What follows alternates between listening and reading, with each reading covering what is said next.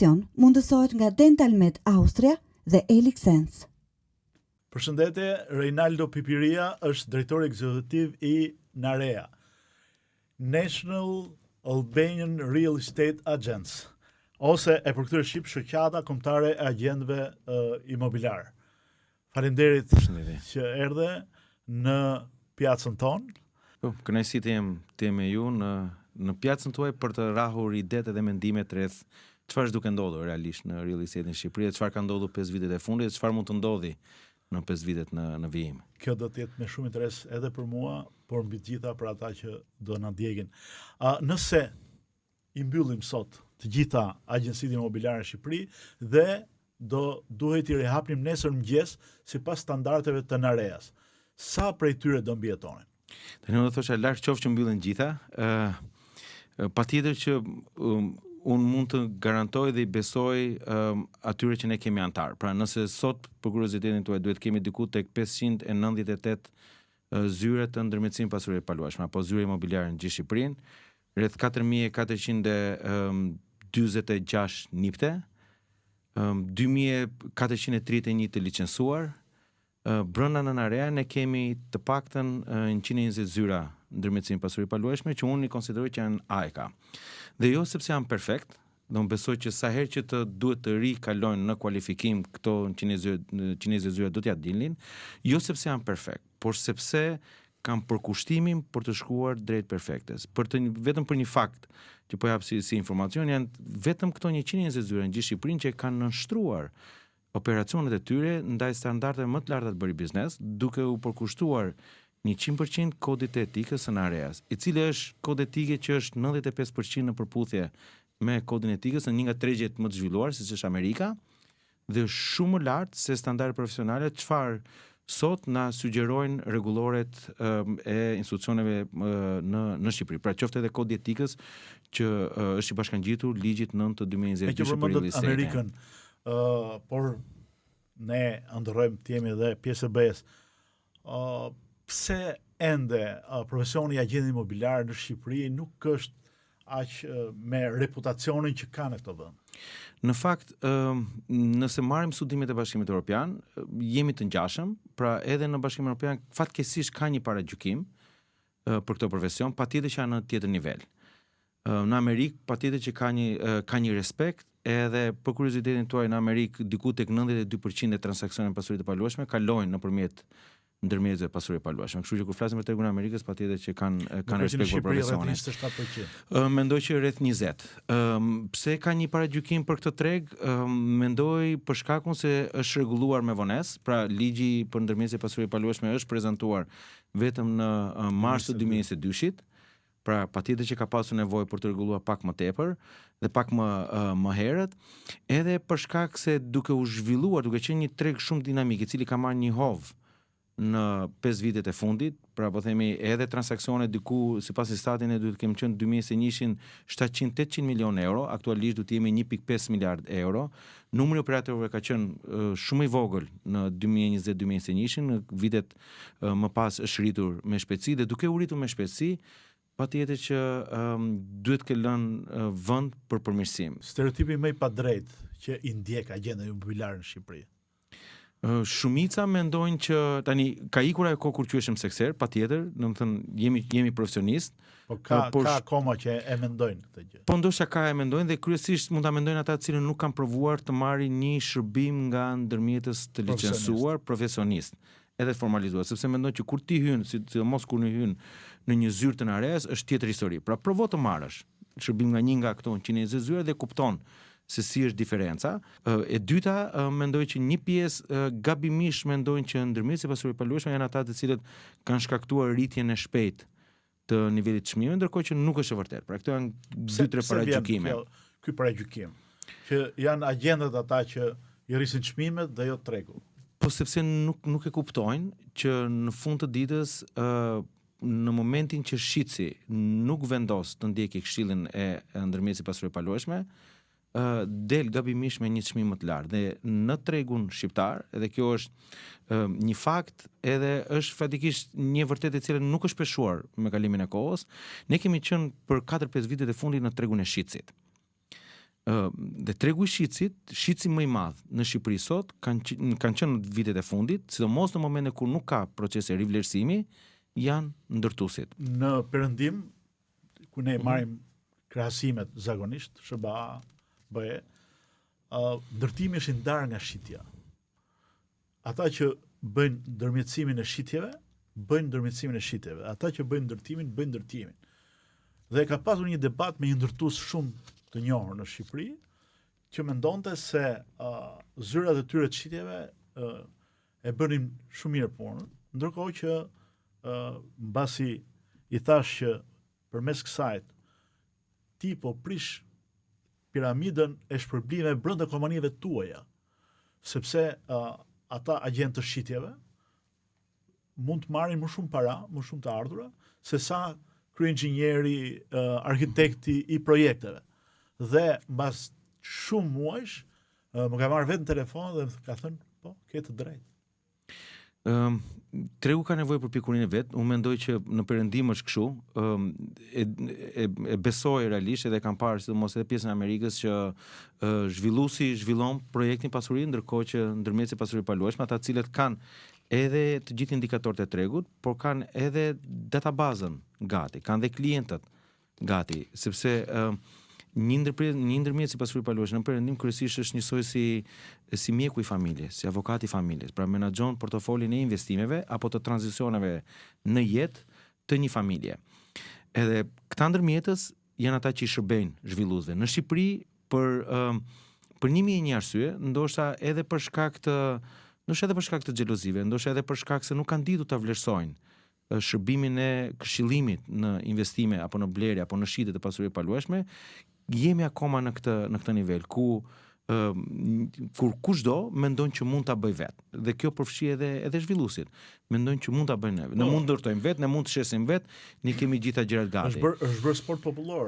Eksperiencat kanë treguar që një pjesë e shitësve tentojnë ta shesin vetë, por në fund ditës vinë tek ndërmjetësit se kanë kuptuar që ndërmjetësi ka bazën gati. Mos duhet dhe ndërmjetësit të jenë pak më në luftë me frikrat e veta, duke thënë që unë nuk ta marr përsipër këtë pronë, sepse kjo është mbi treg. Dhe të japi gjithë argumentet e vet profesionale. Ne në Shqipëri fatkeqësisht vazhdojmë vuajmë nga fenomene negative në treg, duke pasur ndërmjetës pa licencuar, po themi aktor tregut pa licencuar dhe të pa formalizuar. Dhe derisa të zvoglohet masa e informalitetit dhe masa e atyre të pa licencuar në treg, ndoshta do të vazhdojmë të vuajmë me presionin që më mirë ta pranoj një pronë, mjafton ta lësoj dhe rregulloj çmimin gjatë rrugës. Por në fund të ditës, për të rritur pjesën tonë të tregut, ne duhet të arrijmë në këtë nivel që nëse një pronë është 20-30% më tepër se sa tregu, atëherë më mirë mos e prano ta listosh se sa të mbash edhe energjitë tua të varura, edhe pronën e varur dhe çdo përpjekje tjetër që bën për ta trajtuar do të gjithë paragjykimet. Dhe gjithë paragjykimet. Por ka edhe një problematik të re që kam hasur në treg, që pronarët e banesave apo pronave që jepin me qira tentojnë gjithmonë më tepër që të japin me gjysma komisionesh, nëse ju japin komisione merreni nga qiramarrësi apo nga blerësi. Si ka mundësi kjo gjë në vend që të përforcohet vim në negativitet? Po një pjesë e klientëve përpiqen, është vërtet që përpiqen të abuzojnë, duke mos e perceptuar drejt që është një shërbim dhe që në fund të ditës ky ndërmjetës që ti po jep këtë pronë do të përpiqet me të gjithë mundësitë që ka për ta shitur në kohën më të shkurtër të mundshme me çmimin më të mirë të mundshëm këtë pronë dhe me termat më të mira të pagesës. Është shpeshherë suksesi i tjetrit apo tarifa që ne pagojmë për shërbim që marrim duket shumë e madhe, pa qenë vetë në kushtet e tjetrit. Ne bërë xheloz dhe noterët për shkak. Ka xhelozire nga profesione të ndryshme, po sepse nuk e kuptojnë dhe ndoshta ne nuk kemi artikuluar aq mirë sa duhet të gjithë paketën e sakrificave që bëjmë. Ndryshe nga Perëndimi, le të sillim rastin e Amerikës. Kur ti shkon të marrësh një pronë për ta listuar, ti ke një sër dokumentash, studimesh, krahasimesh, i shpjegon dhe procesin, një shitësi të mundshëm, çfarë do të ndodhi me pronën tënde, si do të përgatiten treg, kur do të hidhen treg, kur duhet bëhet korrigjimi, nëse duhet kemi një korrigjim të shkrim, kur duhet ndodhi korrigjimi i parë, kur duhet bëhen vizitat e para, cili është procesi i negociatave, cili është procesi i financimit të blerësimit. Pra ka një proces të tërë. Ndoshta ne jemi tashmë, domethënë në këtë fazë besoj jo ndoshta, po duhet kalojmë në këtë nivel që kur vemi për të marrë një pronë, për të ofruar një shërbim, duhet të sillemi në një nivel pak më të lartë që klienti, shitsi, të mund ta kuptojë që ti po kontakton me një profesionist. Po, por si do i thoje atyre mira që shkojnë akoma në përzyra, kërkojnë të bëhen agent imobiliar dhe thonë sa ta kem rrogën.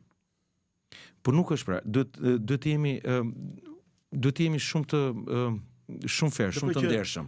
90% e atyre që shkojnë në përzyra për të bërë aplikim nuk e dinë që nuk ka rrogë, ka komisione. Është një mënyrë tjetër e shpërblimit. Prandaj industria duhet komunikojë pak më qartë. Kur them duhet komunikojmë më qartë, se gjithë aktorët duhet komunikojmë më qartë që shiko, ky është biznesi yt individual. Dhe për suksesin dhe dështimin e sipërmarrjes tënde je ti përgjegjës. Pra një real estate agent nuk është një punësuar 8 orash. Është një sipërmarrje individuale si çdo profesion tjetër i rregulluar si freelancer. Pra jo vetëm freelancer, por është i rregulluar profesioni ynë. Dhe i duhet të thënë që ky është një biznes dhe një punë për ambiciozët. Po patjetër, sepse unë jam i sigurt që në muajt e parë të real estate-it, për mos thënë në vitin e parë, ti nuk do kesh reatin e organizimit të kohës si ti dëshiron, por ndoshta do duhet bien këmbët dhe do duhet të punosh 8 deri në 10 apo 12 orë për të ngritur hapat, për të ngritur biznesin në hapat e para. Edhe ditët janë pushim. Dhe realisht kryesisht real estate-i nuk bën pushim kur pjesa tjetër është pushim, se atëherë ndodh pjesa e shoqërimit në pronë. Është si media, kur tjerët festojnë, media punon. Dhe kur pushojnë klientët, agenti vrapon.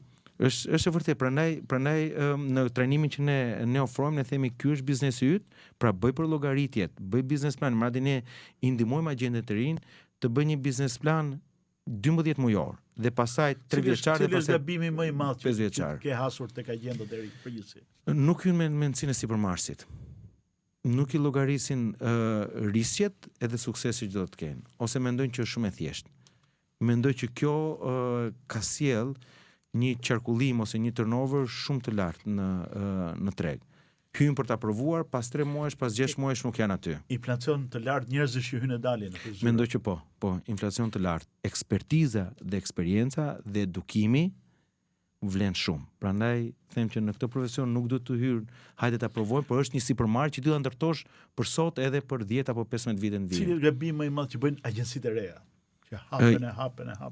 Mendoj që ashtu si agentët ndoshta nuk i llogarisin mirë kostot dhe hyn me dëshirën për të bërë ndryshimin, por fatkeqësisht në një pjesë më të rasteve bien në presionin e shifrave. Në presionin e shifrave për të pasur shumë sasi, po jo cilësi, sasi listimesh dhe sasi agentësh. Mendoj që një pjesë fatkeqësisht bien në këtë presion. Pse na mungon MLC-a?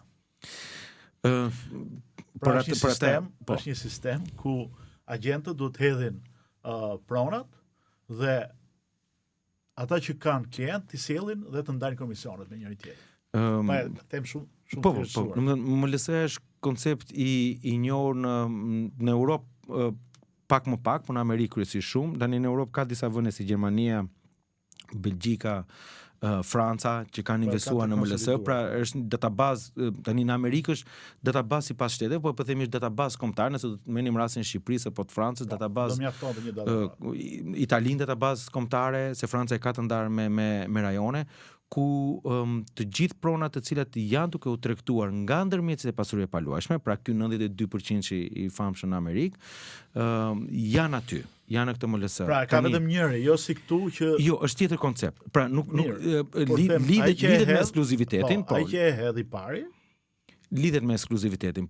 Pra MLC-ja është krijuar kur është ka qenë shumë i qartë dhe përfaqësimi ekskluziv. Pra MLC-ja dhe një rast tjetër mendoj që Hollanda është një nga rastet, 98% e transaksioneve në Hollandë shkojnë nëpërmjet sistemit të shoqatës, që është aty që ka databazën. Shërbimi i listimit të shumëfisht. Të shumëfisht, po MLC-ja ka filluar të përdoren në atë moment kur e kuptuan që prona nuk mund të jetë si valigje tek treguçam. Pra prona jepet vetëm një profesionisti, ta trajtoj siç duhet, dhe ky profesionist e liston, e vendos në listën e pronave që janë në shitje, dhe të 2500 licencuarit apo qindra zyra që janë, e shikojnë, që mund të kenë klientin, e shikojnë, bëjnë kalkulimet e tyre, marrin klientin, përfaqësojnë klientin, kontaktojnë me agentin që përfaqëson shitsin, ulen dhe negociojnë mbi rregulla, pra me një proces të rregulluar. Dhe ndajnë komisione. Sot ne nuk e kemi akoma MLS-ën, sepse besoj që akoma kemi nevojë të mësojmë të respektojmë njëri tjetrin. Pra të duam të bashkëpunojmë edhe të respektojmë njëri tjetrin. Mendoj që një pjesë e bashkëpunimeve në Shqipëri kanë dështuar për shkak se profesionistët pa dashje mund të kenë shkelur njëri tjetrin në procese sipër. Ose ata të cilët janë pa etik dhe pa integritet, me shumë mundësi dhe të pa licencuar, në vend që të shtrinë dorën për bashkëpunim, për të vajtur për kontaktuar agentin e shitsit, po gjejnë 1001 mënyra për t'ia hequr pronën kolegut të tyre. Duket sigurisht një lojë e madhe hilesh, ndërkohë që është një lojë e madhe bashkëpunimi. Mendoj që duhet të jetë një lojë e madhe bashkëpunimi, pra ku të dy palët fitojnë win-win situation, duke ndarë dhe komisionin. Ndërkohë që në Shqipëri kesh të dash më birë, thoshte gjyqja ime. Po pra. Ndërkohë që në Shqipëri ne vazhdojmë fatkeqësi për një pjesë që nuk janë me etikë dhe me integritet, vazhdojmë me mendsinë si t'ia marrim tjetrit. Gjën e parë që kemi bërë, kemi vendosur kodin etikës që anëtarët tanë të bashkëpunojnë me njëri tjetrin mbi një kod etike mbi bazë dhe mbi një kontratë të miratuar. Unë besoj që me procesin e integrimit në Bashkimin Evropian, ne do të vemi në atë drejtim, jo detyrim, por do të vemi në atë drejtim për disa arsye. E para, sepse i gjithë kuadri regulator në Shqipëri është duke shkuar drejt vlerës më të afërt të tregut, pra vlerës së pronës që është më afër e tregut. Projekti i famshëm për taksimin mbi pasuritë e paluajshme. Të gjithë përpjekjet për parandalimin e pasimit parave, kadastra fiskale, pra çdo gjë po shkon në atë drejtim, dhe nëse ti don të kuptosh qartë dinamikat e tregut, do duhet të shkosh në regjistra të cilët ndërveprojnë, në regjistra të kredive të cilët ndërveprojnë, në regjistra të kadastrit të cilët ndërveprojnë dhe në regjistra të tregtimit të pasurive të paluajshme, apo edhe të lejeve të ndërtimit, apo edhe kontratave notariale për këto prona të cilat ndërveprojnë në kohë reale me njëra tjetrën. Mungon inteligjenca e tregut sepse nuk kemi regjistra të ndërveprueshëm. Pra nuk kemi MLS, nuk kemi platforma të qarta të listimit program. Pra sot ka një xhungël në portale, por nuk ka një platformë të mirë ku i sjell të gjitha pronat inteligjencës. Ku t'japi përgjigje shumë të dhënat pastra. Së pyetjeve. Ku ka dhëna pastra. Çdo individ dhe çdo profesionist.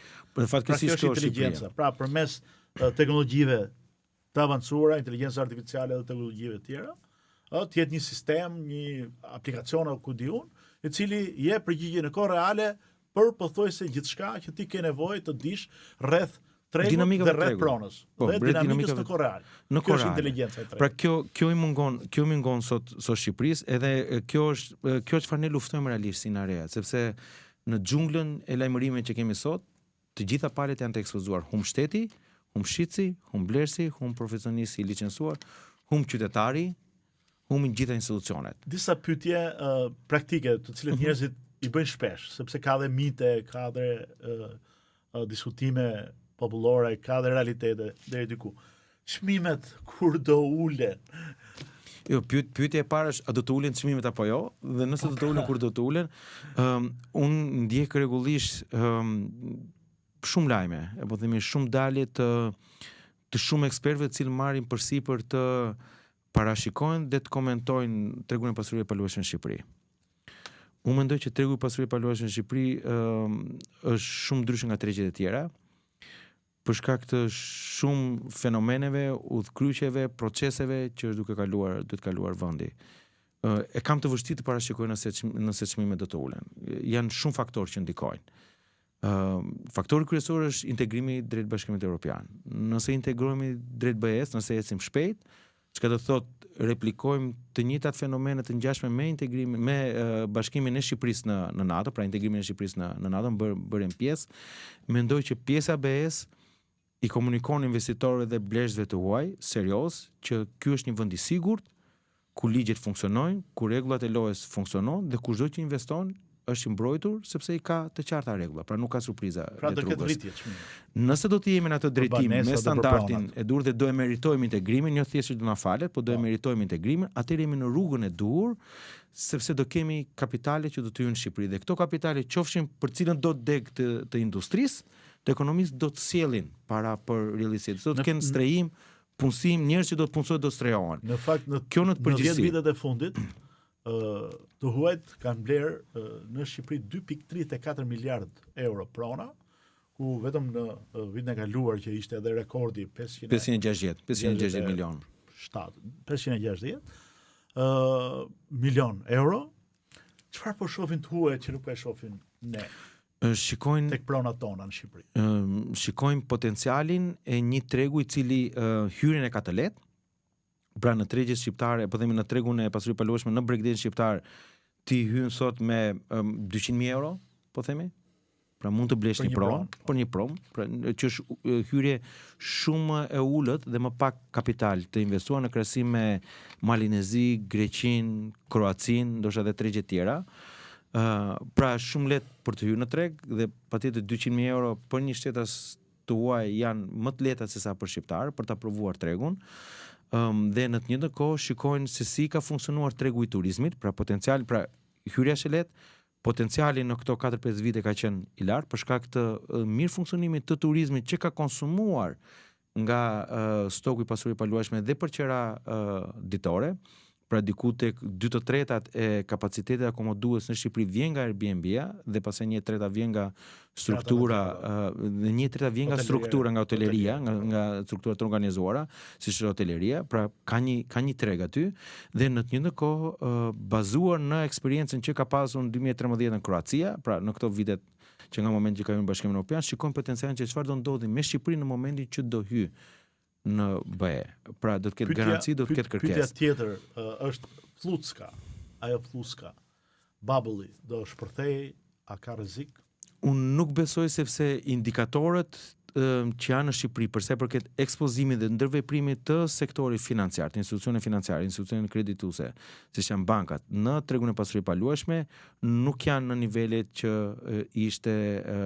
ishin në SBA në 2008, ku ishin shumë të ndërlidhura. Pa të lidhura me po ishin shumë të kolaterale. ekspozuara, pra në 120% mbi kapacitet që mund të mbanim. Ne sot jemi 13-15%. Pra praktikisht sot lidhja e ngushtë dhe ku flasim për fluxin për sa më konservatorët janë bankat në kreditdhënie për blerje pronash, aq më e ulët është rreziku i. Dhe sot jemi në standarde normale. Pra lidhja drejt për drejt është diku te 13-15% me sektorin e residential, me strehimin, pasi nëse flasim me sektorin e ndërtimit gjitha është diku tek 25-26%. Këtë vit jemi edhe në vitin e rivlerësimit të pronave. Si po duket, si ka reaguar? I ka dhënë një frymare dhe ka çliruar ato transakcione të cilat ishin pezull prej shumë kohësh në tregun e pasurisë paluajshme. Ne po flasim tregu ka marrë 2 herë, po themi, shqetësime në 2024 dhe 2025 për shkak të fushatave të rivlerësimit të lajmëruara por të pandodhura. Kështu që me fillimin e vitit dhe me procesin e rivlerësimit i ka dhënë frymare dhe realisht kanë parë nga afër familje të cilat kanë qenë për vite të tëra duke tentuar, po them për 2-3 vitet e fundit, duke tentuar për të blerë një pasuri paluajshme për strehim dhe nuk ja kanë dalë dhe tani po ja dalin. Pra për mua kjo është me të gjithë të mirat këshillat që do lloj mund të flitet për rivlerësim, për mua kjo është pjesa më e rëndësishme. Ajo që mua më dha më tepër deri në fund të vitit që zgjat procesi duhet vrapojnë ata që kanë. Unë jam që për rivlerësim të mbështesim shtresën e mesme që ka të vështirë të blejë çfarë do lloj prone, që kryesisht beson tek rishitja, pra prona ekzistuese që den në treg, ta mbështesin me procesin e rivlerësimit dhe të nxitojnë nëse duan të strehohen dhe të mos të kenë përballje me fenomene që duhet të bëjnë akrobacier siç kanë bërë vitet e tjera kur duhet të paguajnë 15%. Pra ky është viti që mund të mbështetet kjo shtresë. Gjithmonë nëse ekzekutivi nuk reflekton dhe ul tatimin nga 15% në 0% apo 3% siç e kemi propozuar ne. Për shpitë e dyta dhe treta taksa për shpitë e dyta fishohet. Po 4 fishohet në janar të 2029-s. Pra kemi një projekt ligj i cili është prezantuar për herë të tretë. Realisht diskutimi për taksën mbi pasurinë e paluajshme. A ndihmon kjo, shikoj, shqiptarët ne e dim se jemi pjesë brenda tani e industrisë, që kanë filluar të investojnë duke pasur portofole pronash për rritje vlere, për rishitje, për qirafa të gjata, afar të shkurtër etj.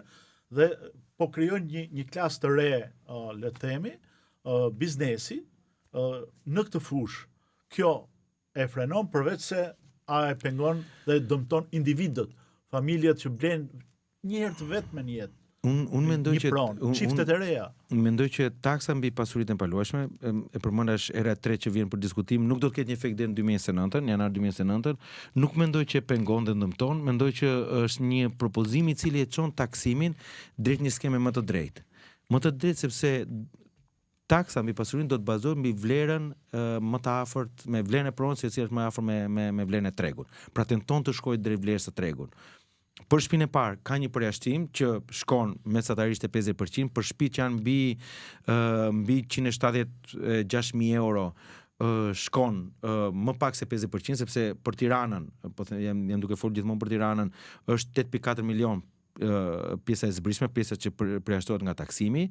Gjithmonë them që nuk e dëmton në momentin që Këshilli Bashkiak i Tiranës apo i çfarëdo lloj rrethi do të vendosi të zbatojë për shtëpinë e parë dyshemen e taksës, pra 0.1%, që sot e kemi 0.05 mbi vlerën e pronës për ndërtesat, ndërkohë që propozohet 0.1, po vjen me faturën e ujit, propozohet 0.1 dhe 0.2.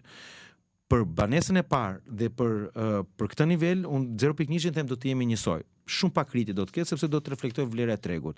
Për banesën e 2 të 3, po kemi mundësi që të katërfishohet. A është kjo e drejtë? Mendoj që do duhet diskutojmë mbi një sër politikash, strehimi dhe politika taksime, të cilat ndihmojnë politikat e strehimit. Në Shqipëri ne nuk kemi folur asnjëherë për politika taksime dhe politika strehimi. Praktikisht për të gjitha shtresat e shoqërisë. Një nga lajmet që kishin mediat kohët e fundit ka qenë që për të ardhurat për frymë popullsisë dhe për pagat që kanë shqiptarët në Evropë, i binin mbas Portugalisë që e kishin më të shtrenjtë mundësinë ose më të vështirë mundësinë e blerjes së një prone të tunshme. Pra në krahasim relativ. Po, dhe mund të jetë kështu, por duhet kemi parasysh që ekonomia shqiptare këtu përfshihet edhe të ardhurat, duhet marrim në konsiderat cilë është pjesa gri. Pra ne sot kemi paga të deklaruara 700 euro. Ose faktin që blerja e një shtëpie nuk është thjesht dhe vetëm derivat drejt për drejt 100% i vetëm një rroge, por i të ardhura në përgjithësi që nuk janë vetëm rroge. E para duhet të jenë të ardhura familjare, e dyta duhen parë që janë të ardhura vetëm nga paga, dhe treta duhet fusim komponentët, indikatorët dhe gjithë koeficientët korrigjues të ardhurat, sepse e dim që kemi një ekonomi gri fatkeqësisht dhe ajo pjesë që është deklaruar nuk është e gjitha.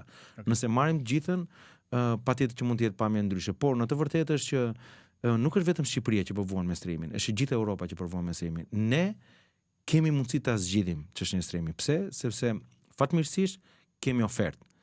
A është kjo ofertë e ngurcuar? Po, është ofertë e ngurcuar se janë prona të blera, ndoshta të pavendosura në përdorim, për një arsye. Këtu ne mund të bëjmë më mirë. Prandaj unë gjithmonë vë theksin tek taksimi, tatimi transaksioneve, edhe strehimi. Këto duhet jenë të treja bashkë. Pyetje me përgjigje pak më të shpejta, a çfarë po bëjnë gabim shqiptarët në këtë fushë?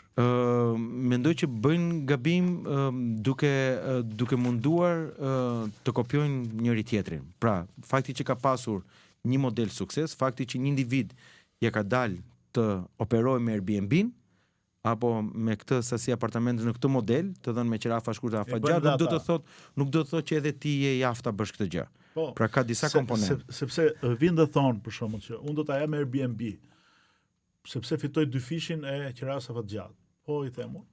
Por e ke llogarit kostot e mirëmbajtjes, kostot e tjera që kanë të bëjnë me shërbimin ndaj klientit, do kesh dikë që do shkojë të pastrojë dhomën çdo ditë, do kesh dikë që do laj çarçafët, që do ketë shërbime të tjera që ka çdo njësi sado e vogël hoteliere, mikpritse.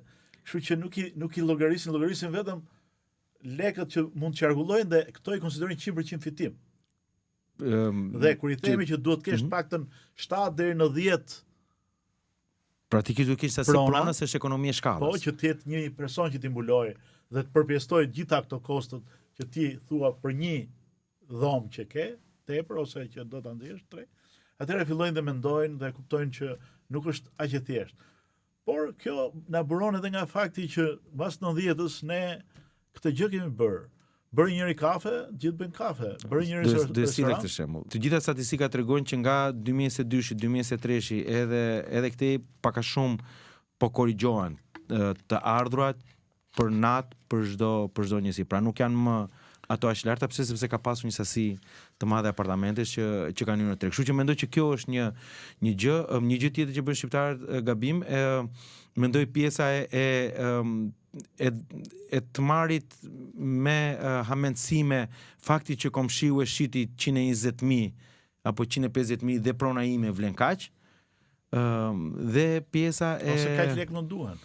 Ose kaq lek më duhem, unë nuk do t'ja di se sa vlen prona. Domethënë ka dhe mundësi në këtë drejtim.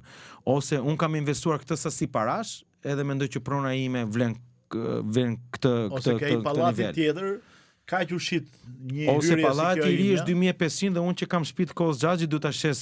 Po 2500 se jemi afër. Po, se jemi afër. Kështu që praktikisht domethënë ka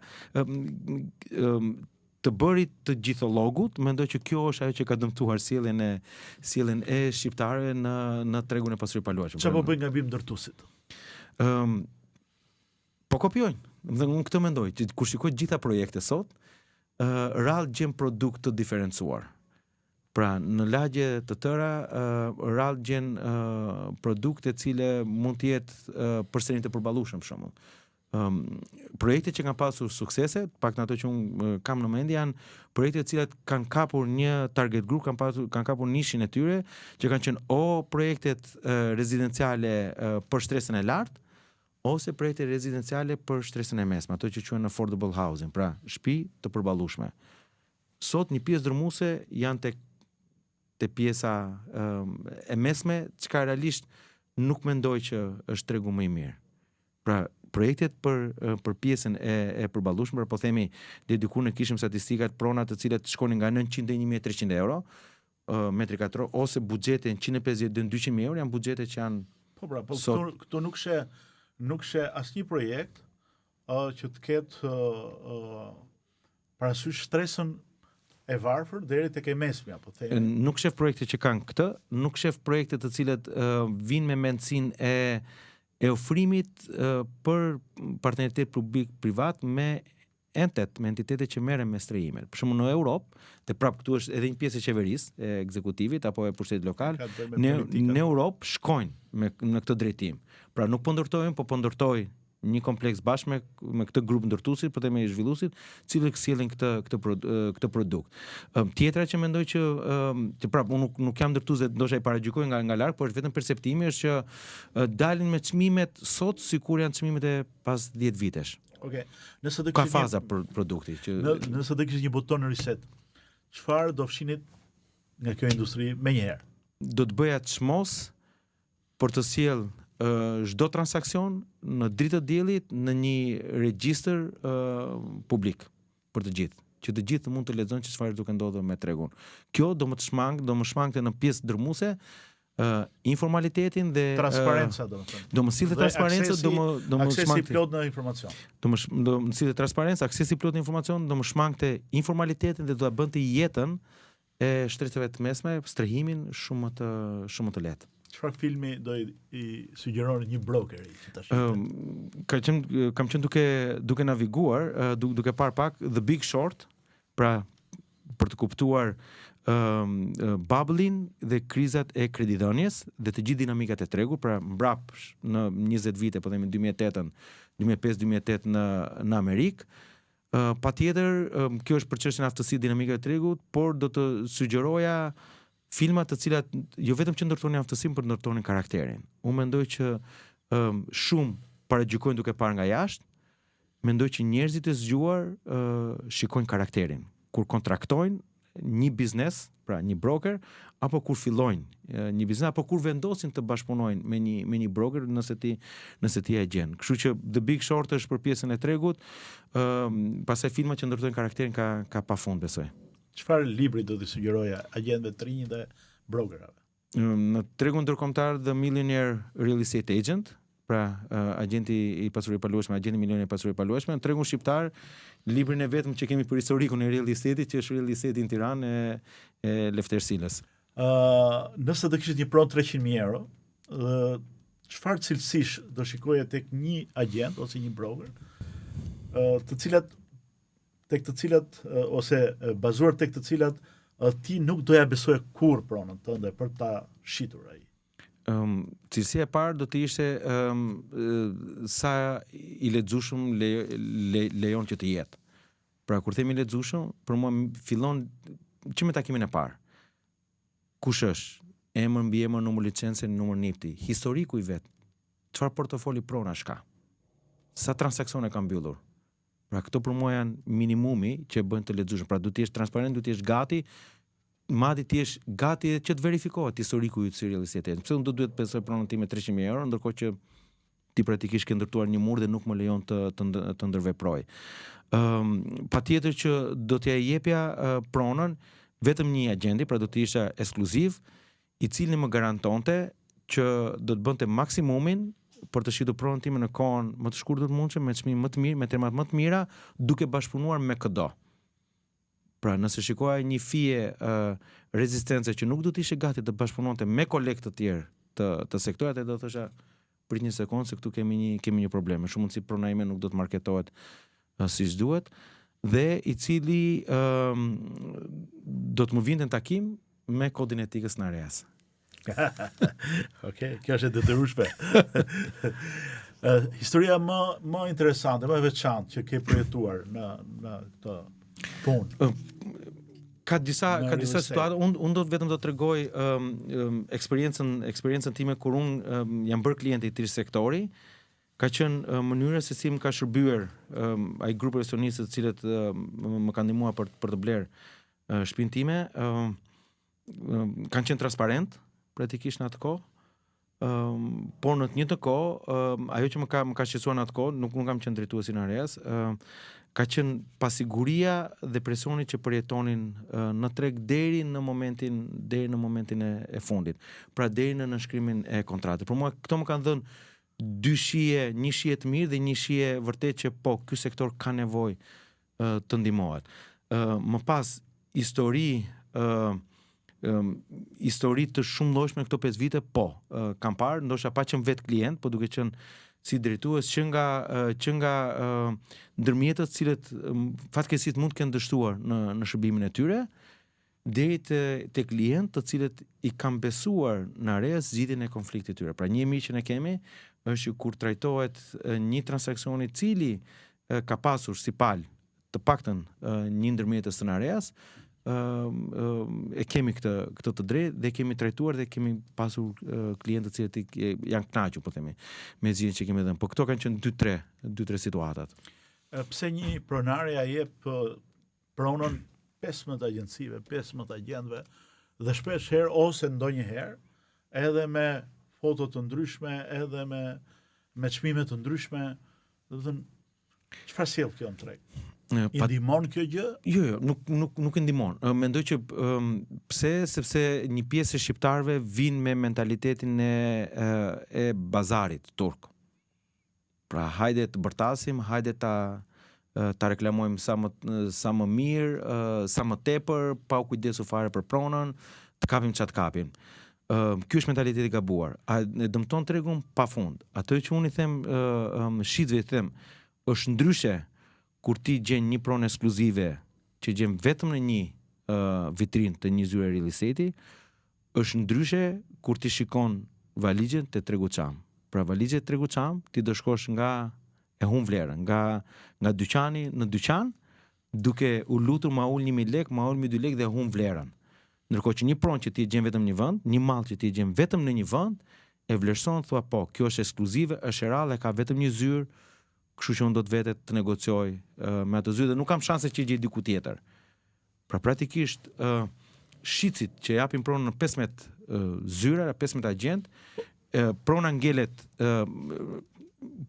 e varur nëpër vitrina, në 15 vitrina të ndryshme, me ndoshta edhe me 15 çmime të ndryshme, dhe tmerrsisht e paragjykuar. Unë vet kur kam parë pronë tilla, ndjes kam thënë, okay, kjo pronë ka një problem. Faktikisht unë e shikoj për një kohë të gjatë në disa portale dhe disa zyra mesme të ndryshme, them, okay, ka një gjë që ky pronari dëshpërimisht e ka hedhur dhe nuk vete fare nuk i afron. Po kur thonë që nuk kam nevojë fare për agjencitë, për agjentë, se e shes vetë ose e jap vetë me qira. Mendoj që ka të tillë, por në fund ditës humbin për shkak se nuk e kanë konceptin e vlerës në kohë të paras. Është ndryshe të kesh po të njëjtat para në ditën e parë, ku ti e trajton me një agent, është ndryshe po të kesh të njëjtën sasi paras pas 6 muajsh apo pas 9 muajsh apo pas një viti kur ti ke tentuar ta shesësh vet. Dhe këtë ndoshta s'kam arritur ta kuptoj në realitetin shqiptar, por kur listohet një pronë në perëndim, jo vetëm që jepet një agenti, por bëhet një parakualifikim i blerësve. Dhe unë mendoj që një pronar i cili liston vetë pronën nuk e bën dot parakualifikimin. Pra agenti ka gjitha kapacitetet ta kualifikojë. A vlen një blerës, a është serioz apo jo, a ka kapacitetet e pagesës apo jo. Në të njëjtën kohë jam i çuditur se si ne vazhdojmë sot, jemi gati ta hapim derën e shtëpisë kushdo që na telefonon nga gazeta XY apo nga portali XY pa e njohur fare. Ndërkohë që për sigurinë e pronës, për sigurinë e jetës time private, për sigurinë e familjes time, do të ishte më e udhës se jap një agenti i cili trajton këtë pronë dhe në fundit filtron njerëzit cilët shkelin në shtëpinë time. Inteligjenca artificiale këtë do zëvendësoj në këtë treg.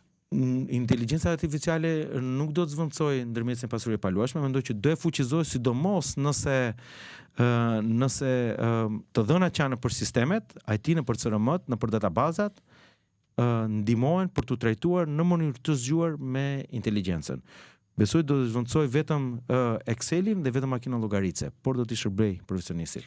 A ka agent që dëmtojnë klientin? Po, ka. Besoj që ka agent të cilët për një përfitim të shpejt nuk japin të gjithë informacionin e duhur, shitësit, blerësit, apo nuk përfaqësojnë në mënyrë të drejtë palët në transakcion. Por thash, për ata që ne kemi pjesën e re, se kemi shumë kollaj sepse kemi 2 kode etike, kështu që ndihemi safe, ndihemi të sigurt. Çmimet të treg i rrit agenti apo pronari?